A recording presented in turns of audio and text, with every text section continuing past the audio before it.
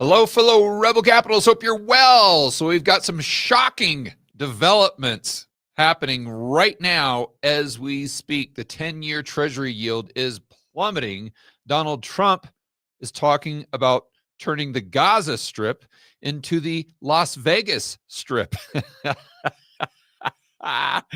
And a new probe shows how the government has been paying media, literally paying them, and therefore controlling them like a puppet master. I'm sure this doesn't come to any surprise as to you watching this video, but what's shocking is how this, well, let's just say research, this deep dive that Elon Musk is doing into this US aid is pulling up all of these, let's say, skeletons in the closet that shows us definitively, it's actual, tangible proof, not just a common sense assumption, that the government has literally been paying the media to say what they want them to say.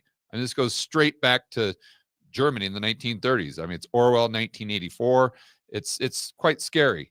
And I think this is one reason why I'm very, very glad that Trump is in office as opposed to the other puppet that he was running against. So let's shoot over to CNBC. And when I talk about the 10-year Treasury yield, you guys know I have been really trying to focus on this and the dollar. I think these are the two most important metrics, although pretty much everything that we see in global macro right now is extremely important. So much volatility, so much change, so many unknowns. But the 10-year Treasury yield dropped about 10 basis points just today. It's down to maybe 9 basis points, but a 10 basis point move, that is substantial in the 10-year Treasury for just one day. Now, it says it's coming, this is happening as a result of fresh data and how the market is digesting the news on issuance. Now, this is interesting, very interesting. So Scott Bessent has, I believe, already taken over for Janet Yellen. And so he came out today and made an announcement as to how he could possibly change the issuance moving forward. Now, for those of you who might be new to the channel, what's been happening is Janet Yellen was issuing a lot more debt at the front end of the curve, a lot more T-bills, let's say, and a lot fewer bonds, treasuries at the long end of the curve. Now, people would argue that this is one of the reasons why the curve inverted. Now, this is nonsense. This is nonsense because supply, although it's extremely counterintuitive, you got to just trust me on this one. Supply really doesn't impact the yield, especially at the long end of the curve. It's more so about growth and inflation expectations. So you have to sit there and scratch your head and say, well, why on earth was Janet Yellen doing this? And I'm very critical of all the central planners, including Janet Yellen.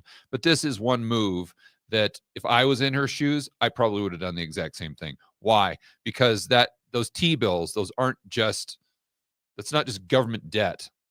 It's not just short-term government debt. That is really the collateral that makes the entire monetary system function. Whether we like it or not, it is what it is. So the quote unquote base money, once we get outside of the United States, it isn't really bank reserves that are liabilities of the Fed. It's more so this short-term US government debt, T-bills. That is the collateral. That's the base money. That's what makes the whole thing go round. And if you take those, or if there is a shortage of those T-bills, then the whole thing locks up. And that's basically what happened when we saw the GFC. The risk goes up. The amount of collateral that we have goes down. And in that environment, liquidity seizes up and you get a financial crisis. So I think Janet Yellen learned from the repo blow up that, hey, wait a minute, maybe we better. And what I mean by that is during the repo blow up, they not only did QE infinity, but remember they started with QE buying short-term bills.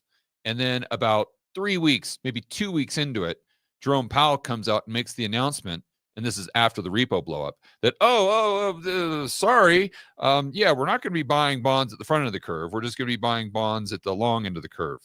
almost like an Operation Twist. Why was that?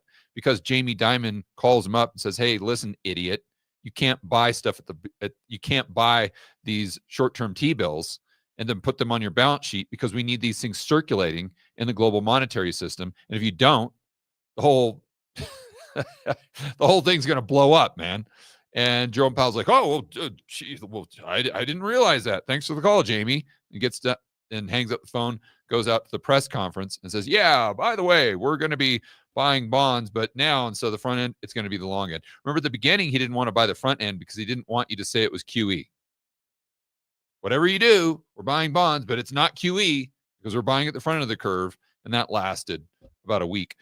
So I heard rumblings going into this meeting over the last couple of days that Scott Bessent was really going to mix it up.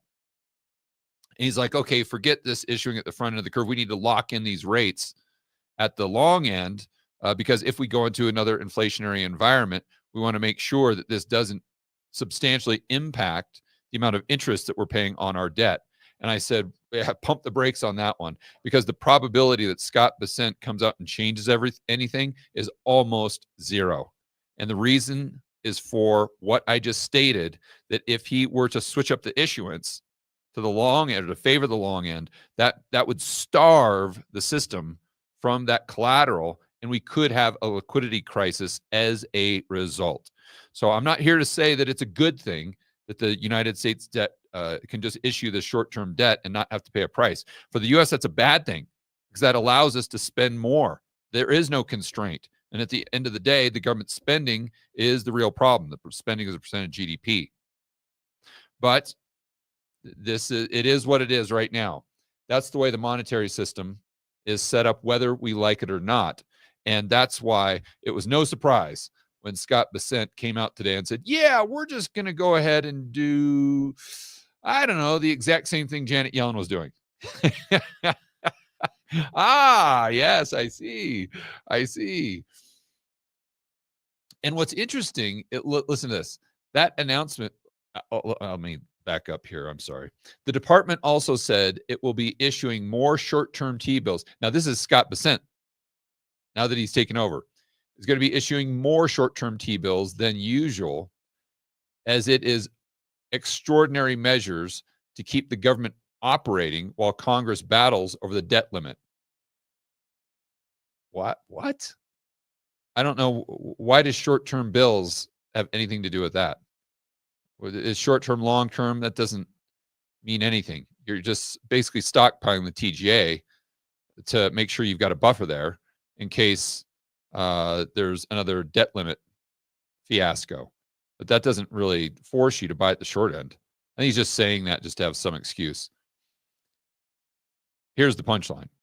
That announcement came despite new Treasury Secretary Scott Bessent previously criticizing his predecessor, Janet Yellen, for issuing unusually large amounts of short-term debt. Aha. Ha, ha, ha. We see through your shenanigans, Mr. Bessent.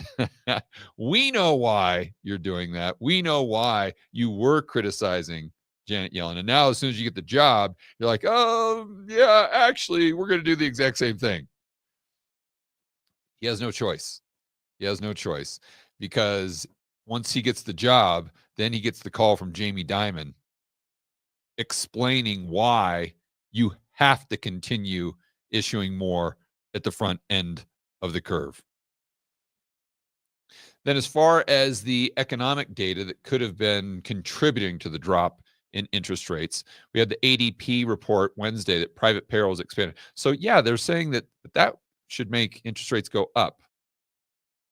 So I know the other day that we had the job openings, the JOLTS reports, and that could have made the 10-year Treasury go down, all else being equal, because that was rather negative and therefore adding or increasing the probability that the Fed starts dropping rates.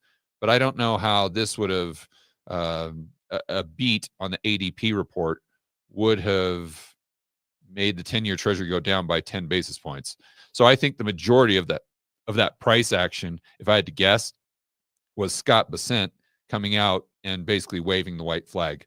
because the market was worried that he would start issuing at the long end. And the market, I don't really think, at least, there's a substantial percentage of the market that I don't think understands the fact that the rates are just really a derivative of inflation and growth expectations. It's really not supply.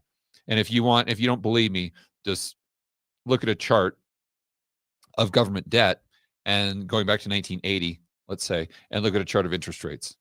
And you show me where the government debt increasing or the supply of treasuries increasing had a negative impact on the prices or the yields. It just doesn't happen. I mean, Japan's a great example. At the end of the day, it's all about growth and inflation expectations. I could go into why. There's mechanical reasons why, but that would require a whiteboard video. All right, now let's go over Trump taking over the Gaza Strip. This, boy, never a dull moment, right? Never a dull moment. Let's just get into what he's saying, and then I'll try to give you my opinion. It's just, he is such a walking contradiction, while at the same time being this bull in a china shop. And it's probably his greatest strength and his greatest weakness all at the same time. He does such great things trying to get us out of Ukraine, as an example, and trying to get us out of that whole conflict. And then while he's doing that, he's getting us into likely an even bigger conflict, potentially in the Middle East, by trying to claim the United States should take over Gaza and basically turn it into the Las Vegas Strip. I mean, Donald, you're doing so well. Just stop while you're ahead. Stop with Ukraine, my friend. Stop with Ukraine. Geez. But let's get into exactly what he's saying here. For this, I'm going to switch up the screen share, because we've actually got a video. I mean, when I first heard this, I thought that it was just one of those deals where the mainstream media was just totally taking this out of context, and they were just spinning what he was saying to make it seem outrageous. And then I actually watched the clip, and I'm like, they're not, unless that's AI Trump. Maybe that's what's going on. But now I've heard so many stories that confirm this. It's got to be Trump, the bull in the china shop. So let's go over, actually, okay, let me choose the specific tab. There we go. Now we got it. So Josh, can you see this?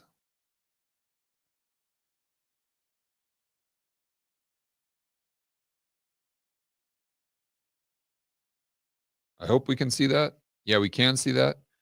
All right. Josh is MIA, so you guys are going to have to tell me if this audio is working. But let's listen to this clip, and I'm going to assume you guys can hear it. I'll turn up the volume on my computer. And grab the popcorn, guys, because this is entertainment at its best. See a long-term ownership position, and I see it bringing great stability to that part of the Middle East and maybe the entire Middle East. And everybody I've spoken to, this was not a decision made lightly. Everybody I've spoken to loves the idea of the United States owning that piece of land, developing and creating thousands of jobs with something that will be magnificent in a really magnificent area that nobody would know. Nobody can look, because all they see is death and destruction and rubble. He sees a different future for that piece of land that has been the focus of so much terrorism, so many attacks against us, so many trials and so many tribulations. He has a different idea. And yeah, that's for sure. It's definitely a different idea. And I mean, Trump goes on and on and on, and basically kind of talks about how great that land would be. There's others in his department that talked about, oh, it's oceanfront property and be great for real estate. And that's why I say turning it into the Las Vegas Strip. I'm actually not joking. I, I guess it is true. You go in there and it's. I guess you could argue that it's undervalued real estate. But my initial reaction is why? Like, can we just stay out of it for heaven's sakes? I mean, we're getting out of Ukraine. Hopefully, we're getting out of all these conflicts. Just let them handle it. It's their problem. I thought this was all about make America great again. I didn't realize that now all of a sudden it's not only make America great, but it's make Gaza great. And I thought it was America first. How does Gaza or the development of Gaza play into America first? Like, can we just focus on one thing?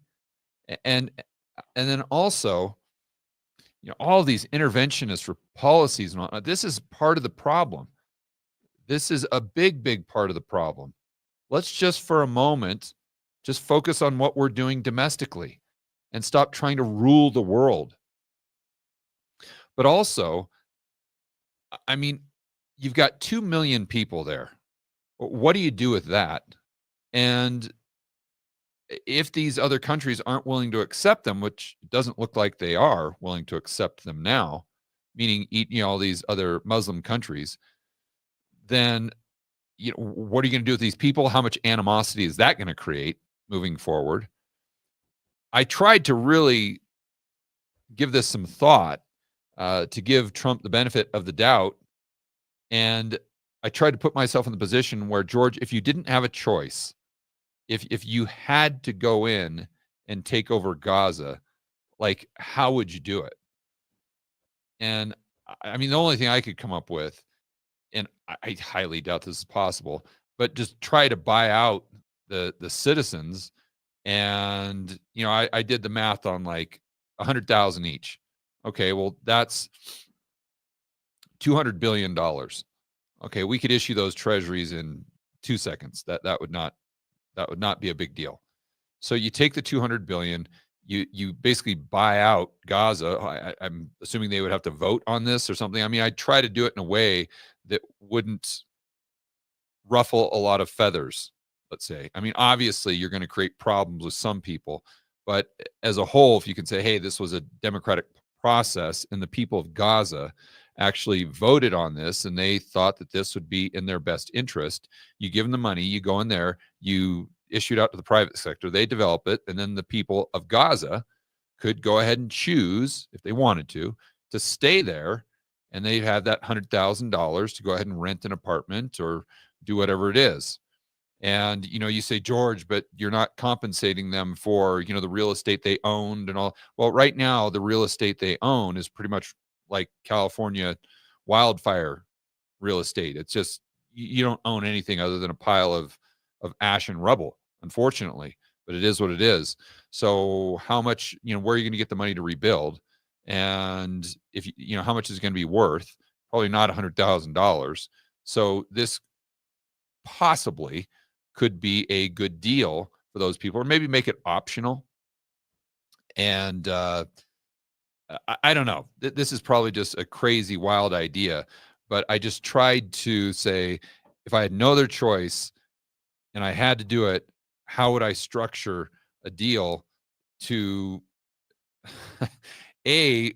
allow the United States to back out of this and have it self-sufficient, and then B, not cause more problems than we had prior to the Gaza conflict that started 6 months ago.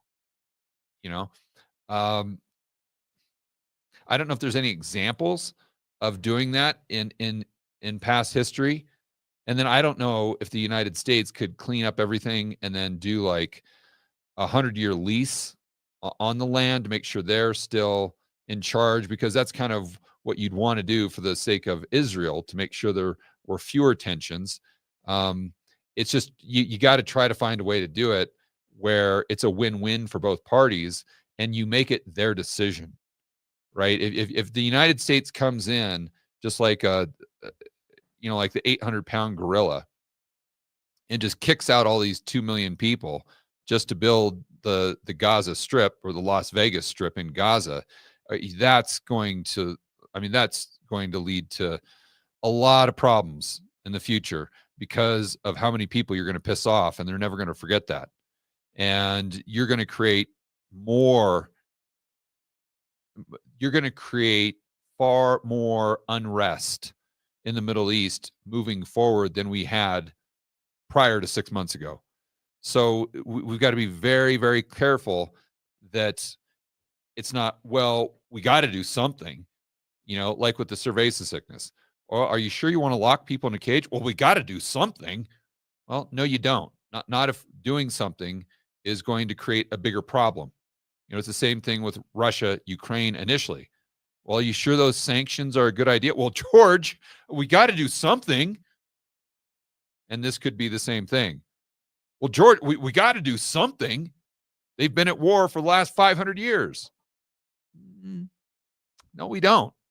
We don't have to do something if we're just shooting ourselves in the foot. So let's see what Al Jazeera is saying about this.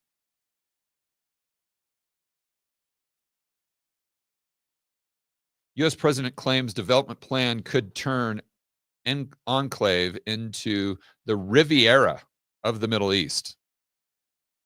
He's not joking, guys. It's not one of those things where you can say, oh, well, Trump was taken out of context. He really doesn't mean that.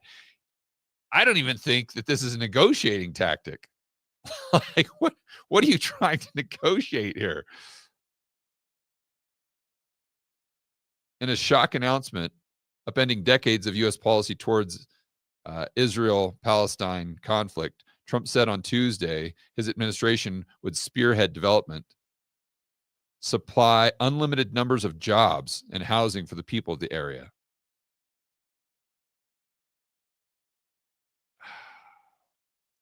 I don't know, man. If you can do it, more power to you. But my default setting is just, it's an unfortunate situation, and the United States shouldn't get involved with it. We got bigger fish to fry back here at home. Let's just stop the. We're making progress by backing out of Ukraine, Russia. Let's just let's keep those gains, for heaven's sakes. He said the U.S. will take over the Gaza Strip, and we'll do a good job with it. We'll own it. Trump said said at the White House after talks with Benjamin Netanyahu, adding his administration would take responsibility for clearing destroyed buildings and dismantling dangerous, unexploded bombs and other weapons. Hamas, the Palestinian group, swiftly condemned the proposal as a recipe for creating chaos and tension in the region. It's hard not to see how it would do it unless you figured out a way to make the Palestinians feel like it was their decision.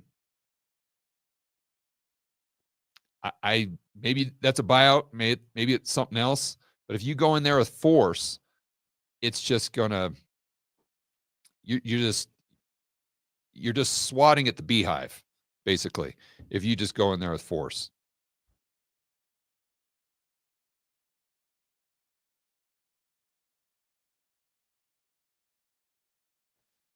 So here's a quote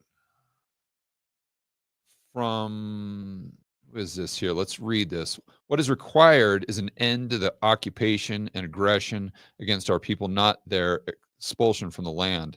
Our people in Gaza have thwarted displacement and deportation plans under bombardment. Yeah, I mean, look, let them stay. Let them stay. Let's again, if they want to stay, let them stay. Give them the stipend so they got something to begin with. But then the United States controls it. And if you're just a peaceful Palestinian that wants to hang out in a place that's kind of like the new Dubai, great, stay here. This is your land. Absolutely. I mean, the argument's going to be that there's going to be all these terrorist attacks against the United States, and that's going to lead to bigger and bigger problems, spreading ourselves too thin. But I don't know. Maybe they can figure out a way around that. I'm trying to be as optimistic as possible here. But again, my gut instinct is it's their problem. Let's stop the interventionist policies. We've already made a good move by getting out of Ukraine. Let's just continue to get out of these conflicts instead of creating more moving forward. I mean, it's an unfortunate situation. It is, but there's a lot of unfortunate situations around the world, and it's not the United States' job to get involved and try to fix all these problems, because at the end of the day, as you guys know, I'm preaching to the choir here. Usually, we're going to make it far, far worse.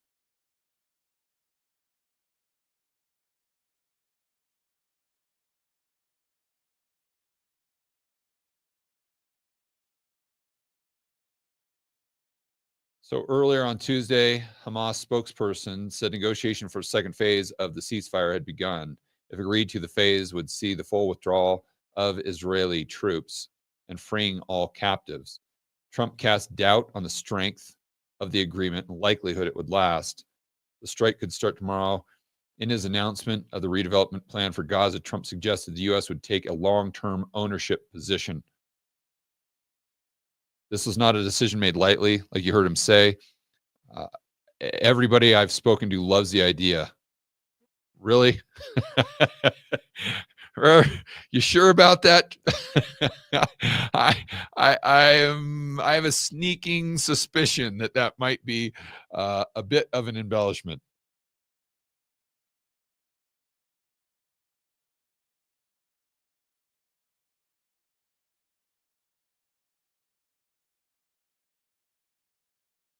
The U.S. president said Gaza could become home to the world's people.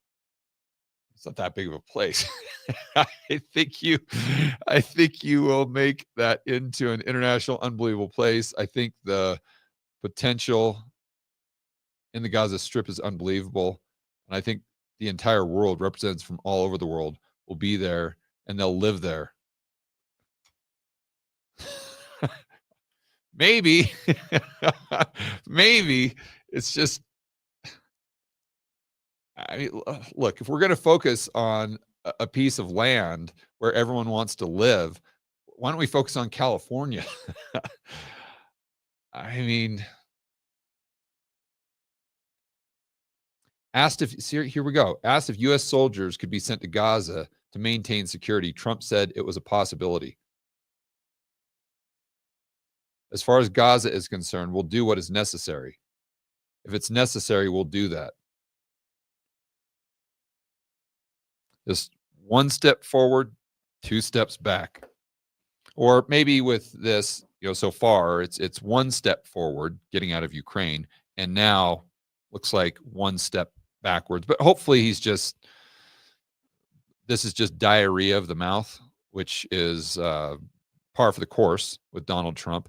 And tomorrow he's going to come out and say, oh, no, I never said that. Or, oh, no, that's not a good idea. We're going to do something completely different.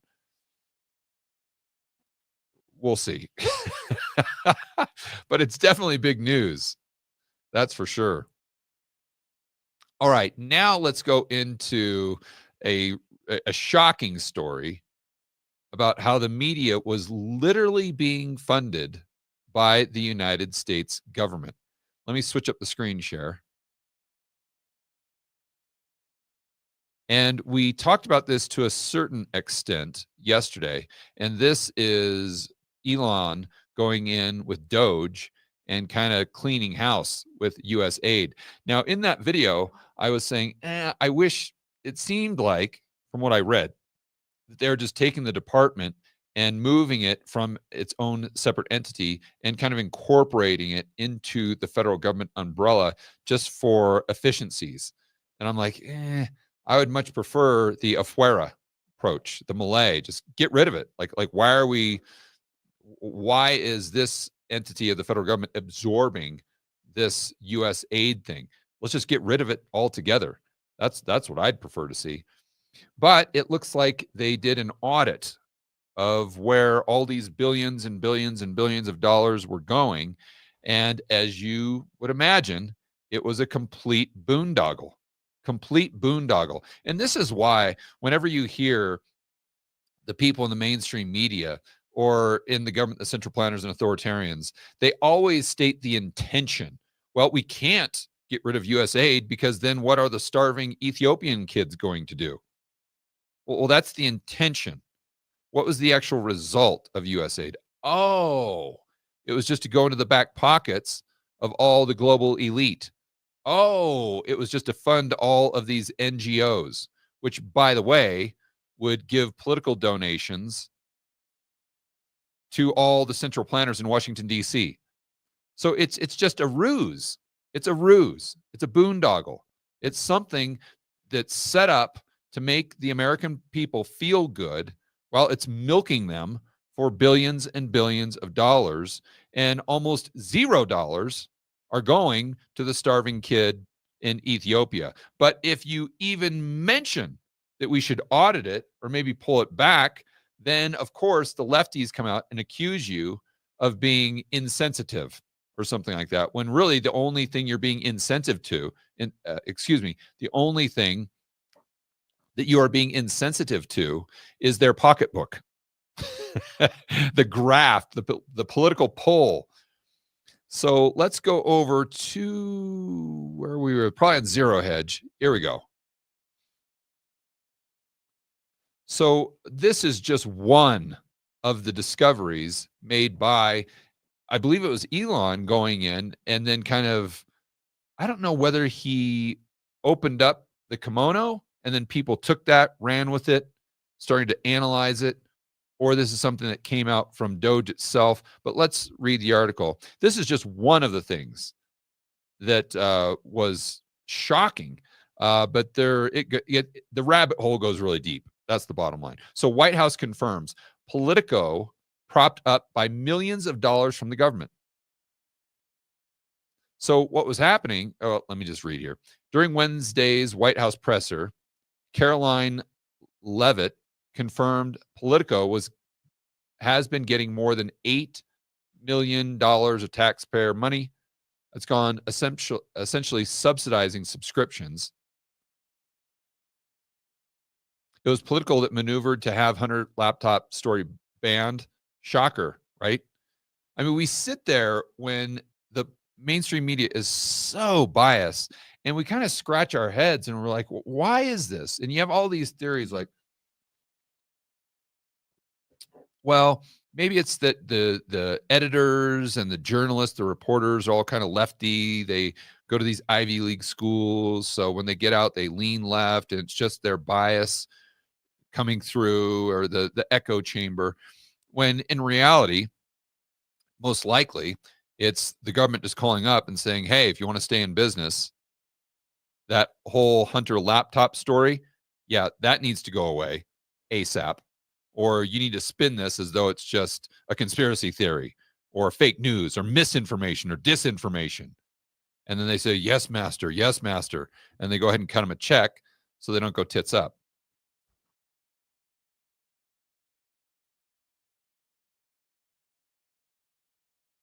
So what kind of drew the first red flag here is when they froze the U.S. aid funding. Remember that was a couple weeks ago. Just coincidentally, the staff at Politico did not get paid. So Politico, as soon as they stopped the funding, Politico comes out to their employees and say, yeah, sorry, we can't make payroll. Wow. I mean, talk about living hand to mouth. I mean, they're literally running a business paycheck to paycheck, but their paycheck is coming from the Biden administration, or was, or their paycheck was coming from this boondoggle. Now, it's so clear now as to why these things are so hard to get rid of, because everybody's on the dole. Everybody in DC is on the dole, and they're all milking the American taxpayer. It's not just the politicians, the mainstream media. They're all one and the same. They're all one group, and they all survive. They're all parasites that survive on the taxpayer. So you can't get rid of these boondoggle programs, because then their jobs go away.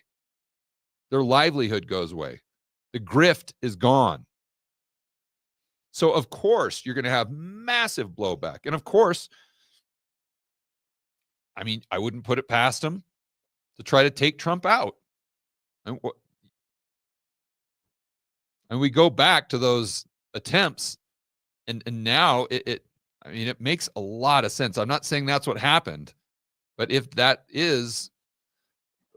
was the intention there, if that was what was happening behind the scenes, I mean, it makes sense when Trump is going to come in and completely disrupt everything. It's going to mean all of these politicians, all of these people in the mainstream media, all these people with a lot of power that have been manipulating the American public for decades. The gravy train is over for them. So, of course, why wouldn't they come up with some sort of a real conspiracy theory, or a conspiracy fact? Why would there be a conspiracy to take out this guy that's going to take away everything that not everything you've worked for, but it's going to take away the goose that laid the golden egg? I mean, you know what it reminds me of? It reminds me a little bit of Zoolander, where Josh is probably too young. But those of you, not the Zoolander 2, that wasn't very good, but the first Zoolander was just epic. And remember the first scene where these people are kind of, you can't really see them, but it looks like Karl Lagerfeld and some of these famous designers. And they're over there saying, oh, we got this big problem that the Malaysian prime minister is going to jack up wages, and that's going to impact our livelihood, and we're all going to go bankrupt if we allow this Malaysian prime minister to take away the child labor laws or whatever it is, right?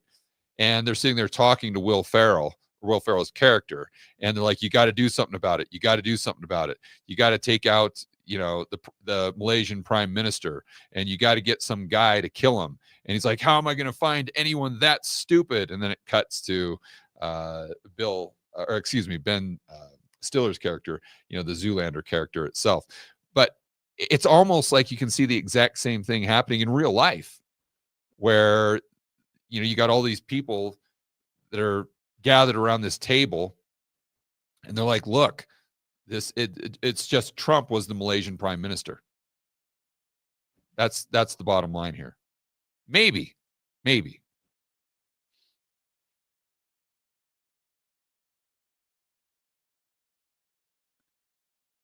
So government contracts with news outlets are big business. While I don't discount that other shenanigans may be going on, just the subscription services netted to Politico is $27.5 million during the Biden years. Digital business is tough. It's nice to have a loyal customer. Yeah, so that's likely how they're funneling the money to them. It's like, well, we're not giving them money. No, we're just buying 100,000 monthly subscriptions from them. I mean, we need that, right? Wink, wink, wink.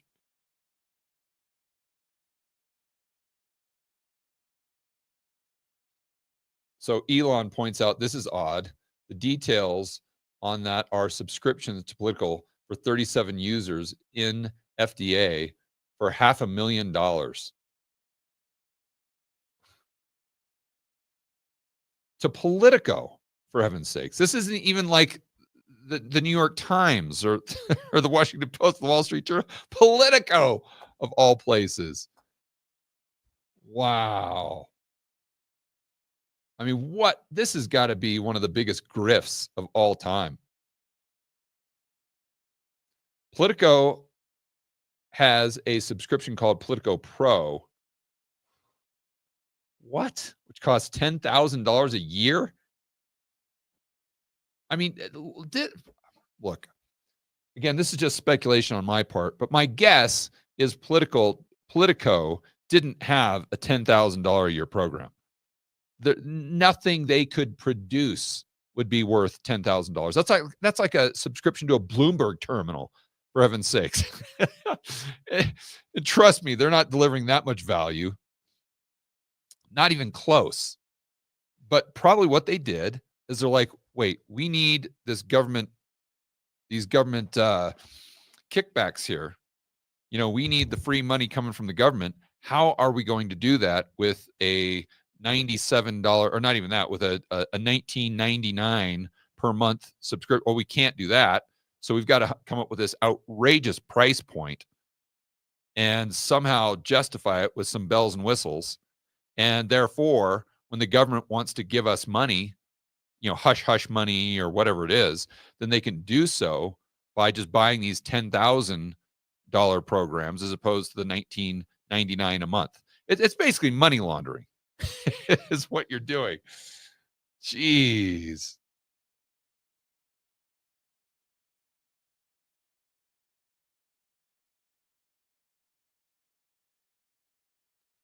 Zero Hedge says, so 90% of the subscribers, quote unquote, to the left-wing publications like Politico are fake. Yeah, doesn't surprise me at all. In fact, it really, everything that we have seen since 2020, if this is true, it all starts to make sense, doesn't it? I mean, it's like all the pieces of the puzzle are kind of falling into place. It's of course, you know, of course, this is why the mainstream media was pushing anything the Biden administration would say, no matter how ludicrous, and this is why they would double, triple, and quadruple down. I remember before we had the Biden moment, and that's what I'm talking about there, is the first debate with Trump, where it was painfully obvious that his mental faculties had declined to a significant degree. And that's putting it and that's putting it mildly, you know. And the whole time it was obvious that Biden was losing it. It was obvious to you, it was obvious to me, it was obvious to a third grader. And yet you'd sit there and scratch your head and say, why on earth is the mainstream media just doubling and tripling and quadrupling down on Biden being as sharp as a tack or being some sort of Rhodes Scholar? Well, now it all makes sense, doesn't it?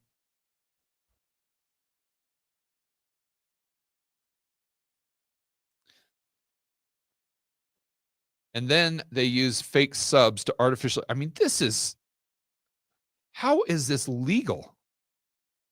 I don't know if Politico is publicly traded, but I mean, if they are, or if publicly traded media outlets were part of this grift, the SEC obviously has to get involved here, because what would happen, to Zero Hedge's point, is they are taking those effectively fake subscriptions, like they say, and then they're claiming that those are actual subscribers. And then that's going to impact their share price. And so they're literally lying to shareholders. This is, and again, I don't know if they're publicly traded, but if a publicly traded group is in this bucket, this needs to be investigated a lot further. So Politico gets to sell itself to German propaganda giant Axel Springer for $1 billion. So they're selling the trust they have with the American people, for those Americans who do trust them. They're selling that trust to the highest bidder. That's what they're doing here.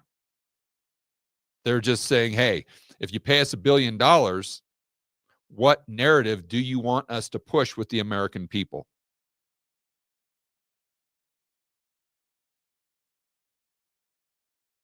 So again, with Zero Hedge, it's not just the subscriptions. There are huge ad contracts, dinner parties. DC throws itself under the guise of media conferences, sponsorship, etc., all paid by taxpayers. And so here you go. U.S. and well, I'm going to tie in the U.S. aid thing here. So U.S. aid funding to Politico, $32 million. So you tell me, what on earth is an entity that sells you their sales pitch as they're helping starving Ethiopian kids? How is giving Politico $32 million helping starving kids in Ethiopia? Answer, it's not. And the bottom line is this U.S. aid has nothing, and it never did, have anything to do with aid to poor people. The only thing it's aiding are the mainstream media outlets. So they're just a mouthpiece for the federal government.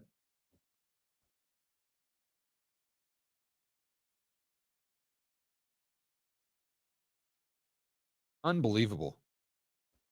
Unbelievable. Well, like I said in a tweet today, I have no idea how 2025 is going to play out, but there's never going to be a dull moment. That I am confident of. So on that bombshell, guys, I'd like to encourage you to go to rebelcapitalistlive.com. That is the annual event. And boy, oh boy, this year, you're going to need it. I'm going to need it, for heaven's sakes. Not just hearing all of the incredible insights from the speakers we have there, get to meet them face to face, have a beer with them, shake their hand, ask their question, listen to their presentation. But probably even more importantly, in this tumultuous world we live in, it's networking with your fellow rebel capitalists. It's like the MasterCard commercial. That's completely priceless. So you're not going to want to miss this opportunity, especially this year in 2025. So go to rebelcapitalistlive.com, get your tickets. The earlier you get your tickets, the cheaper they are. All right, guys, enjoy the rest of your afternoon. As always, make sure you are standing up for freedom, liberty, free market capitalism, and freedom of the press. Let's cut the ties between the press, the mainstream media, and the government. See you on the next video.